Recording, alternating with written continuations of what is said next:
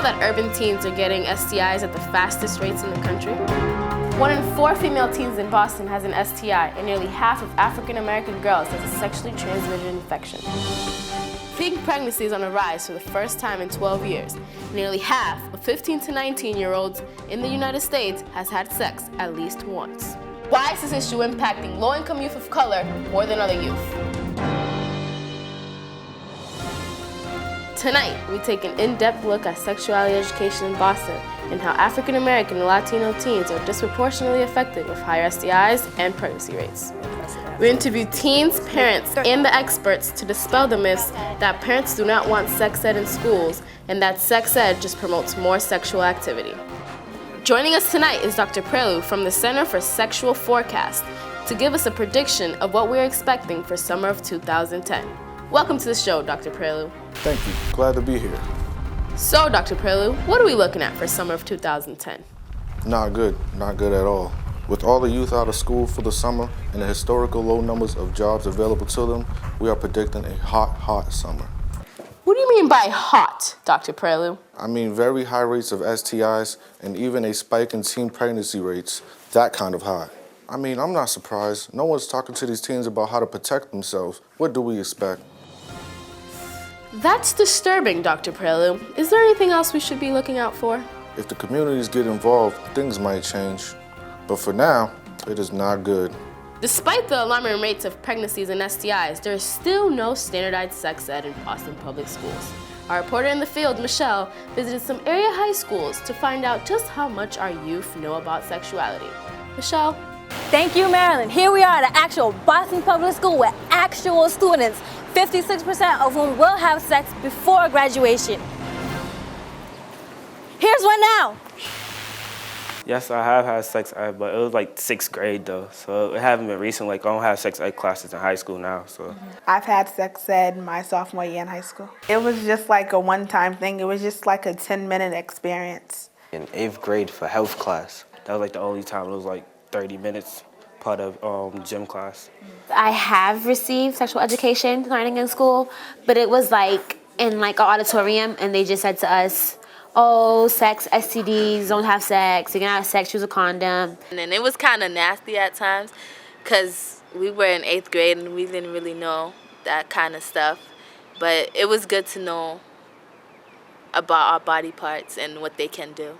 I do not think my gym teacher was qualified to teach the sex ed class. That was like assembly, it was like 30 minutes. That was it. It was around 6th grade, and it was about like an hour.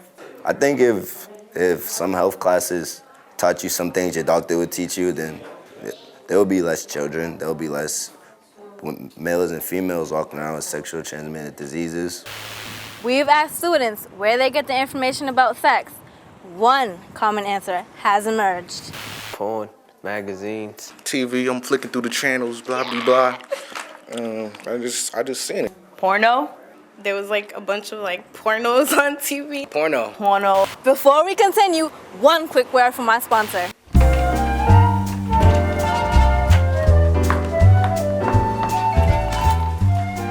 Empty house, empty house. Yeah.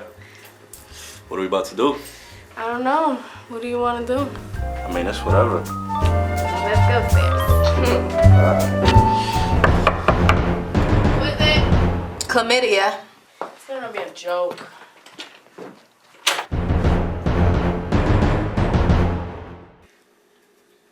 Ew. Marilyn, Ivan, we need to talk.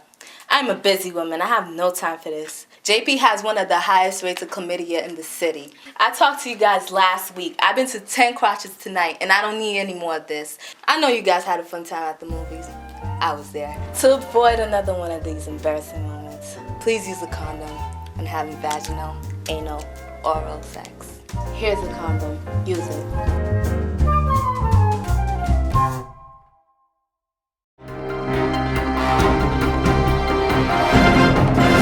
Now let's hear from some medical doctors. We have Ivan at Southern Jamaica Plain Health Center.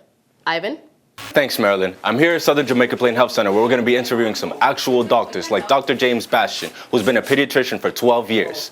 Let's go inside, shall we? My opinion as a pediatrician is that it's extremely valuable and necessary for students at almost all ages to receive education about health and sexual health, of course tailored to their developmental age. What else before you open it? Don't you have to check the expiration date? I believe that the topics that should be included in the curriculum for adolescents and sexual health should certainly include the basics of naming the body parts, explaining what the body parts are about, the reproductive organs, talking about reproductive health and the responsibilities of that, so including sexually transmitted diseases, undesirable pregnancy, contraception certainly, including abstinence and the option to not actually engage in sexual activity. 3 months. Every 3 months. So it's a shot that you take every 3 months. We also want to hear from a medical professional who works at a city level. We spoke with Nancy Norman, the medical director for the Boston Public Health Commission. We do not disagree with a plan that has a comprehensive health education program available to all public school students. And I think you would find that our commissioner, the head of the Boston Public Health Commission, agrees with that, as does Superintendent Johnson of Boston Public Schools, as is the mayor of the city of Boston. Although there are some scattered examples of comprehensive sex education taking place in Boston Public High Schools, for the most part, the minimal sex education classes are being taught by physical education teachers who have little to none training on comprehensive sex education. So the question is it true that the less teens know about something, the less likely they are to try it? To find out, we interviewed Barbara Husher Cohen, the only person in the entire BPS school system, K through 12, who is paid to oversee all sexuality education in the Boston Public School System. Let's take a look at that interview. In my opinion, sexuality education should be taught not only to teenagers, but to all children.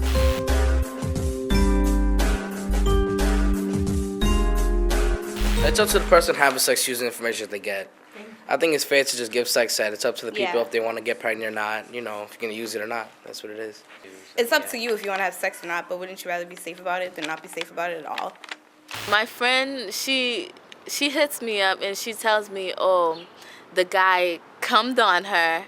And I'm like, where did he come on you? And she was like on her chest. And then I was like, and then she was like, can I get pregnant from that?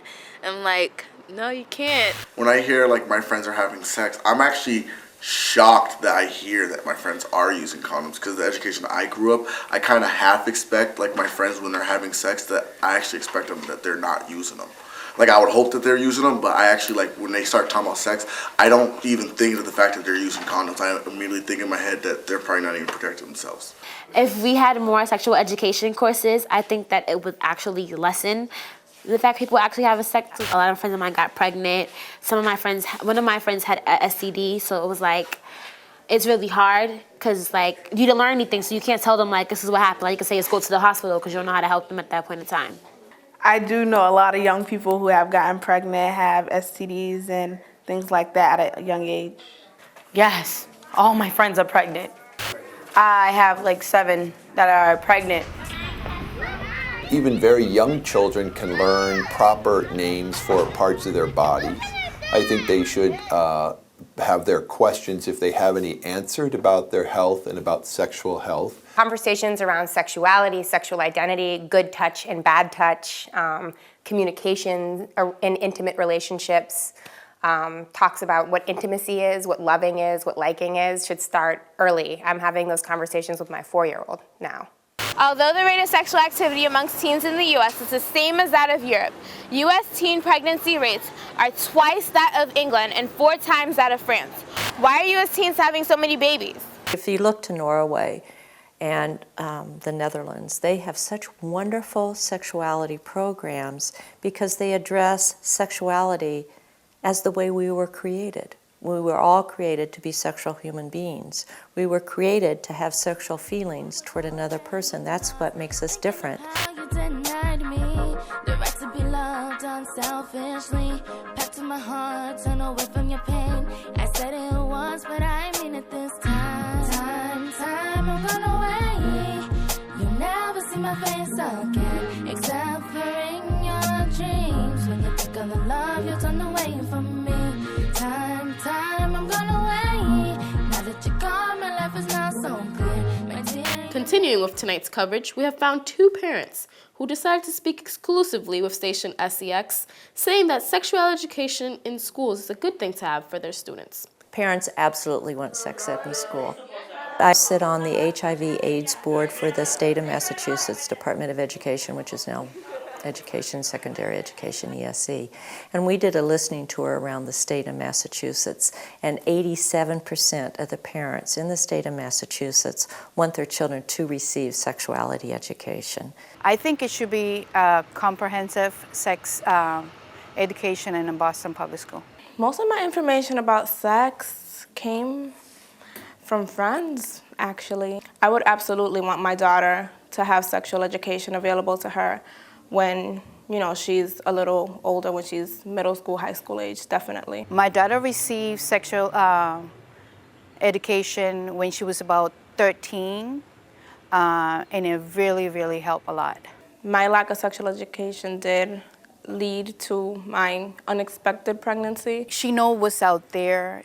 She knows what's safe, not safe. She knows a lot about STDs. She has a lot of friends that are the same age as her, and they don't know much about any of that stuff. And not having had sexual education, I wasn't as careful as I could have been. I wasn't ready to talk to that with my daughter, but I put her in the group that I knew she would be safe to talk about, she will learn the right things. Now that she's 17, I feel more free to talk about those things. Sometimes she says if she feels weird to hear me talking about it. If you as a parent not gonna be ready to talk about it, so you need to find a way for them to learn the right way. From a lot of parents don't feel comfortable. A lot of teens don't wanna hear, you know, like a guy doesn't wanna hear his mom talking to him about sex. And vice versa, you know, like even a girl wouldn't feel really comfortable, you know, going into details with her mom, well, what happens if this happened, because it's very uncomfortable. Parents should be completely open and happy, and they should be asking school officials to bring, we're not asking, demanding school officials to bring sexual education into the classrooms. Well, there you have it, folks. According to a study done in 2004, 93% of Americans agreed with Maria and Galicia and want sex ed in schools. Unfortunately, only 5% of American teens get the sexual education that covers all the information they actually need. We'll continue with our coverage on this hot topic after a few words from our sponsor. Stephanie, I just had unprotected sex and I don't want to get pregnant. Oh no, is there anything we could do now? I don't know. I'm Plan B Man. Looks like you need a visit from me. Plan B man, what can you do? I'll let my handy voiceover tell you guys about me. Plan B, aka emergency contraception, will prevent pregnancy up to 5 days after unprotected sex. Plan B is available at your local pharmacy for people ages 17 and older for the low price of $49.99. Or ask for Plan B for free from your doctor, no matter how old you are. Thanks, Plan B man. No problem. I'll see you guys in the future.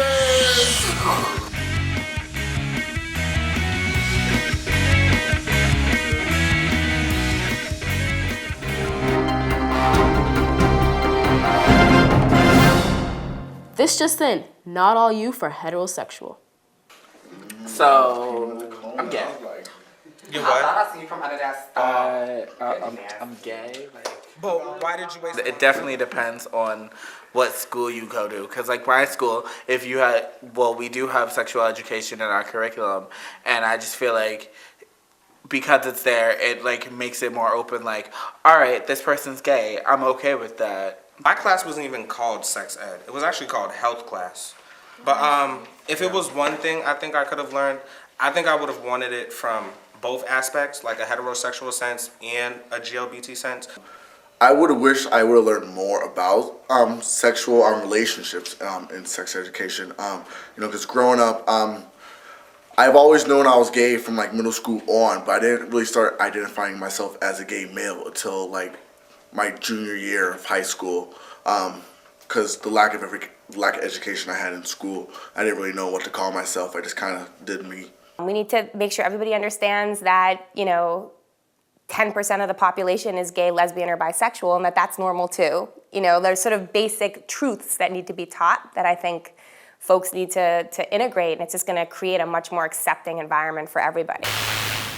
Thank you for joining us this evening. For all the people here at SCX Channel 7, this is Marilyn Castillo signing off with a final thought. The American Academy of Pediatrics, American College of Obstetricians and Gynecologists, American Medical Association, American Public Health Association, Institute of Medicine, and Society for Adolescent Medicine all support comprehensive sex education. We don't want to get pregnant or get STIs. If you give us comprehensive sex education, it doesn't mean we're going to become more sexually active. It means we're going to know how to protect ourselves. We need condoms available in our schools. This is the best way to decrease our STI rates. This is the best way to decrease our unwanted pregnancies. Our parents support sex education in our schools. They want us to stay safe. Not all of us are heterosexual. We need to include the LGBT community in our sex education. We are all figuring out our sexual identities. Our community is disproportionately affected by unwanted pregnancies and STIs. This isn't our fault. It doesn't mean we're having more sex than other teens. Our sexual health and overall health is a result of larger factors. Like housing, education, and race. Our fight for sex education is part of a fight for health equity. And we want to start fighting for that now.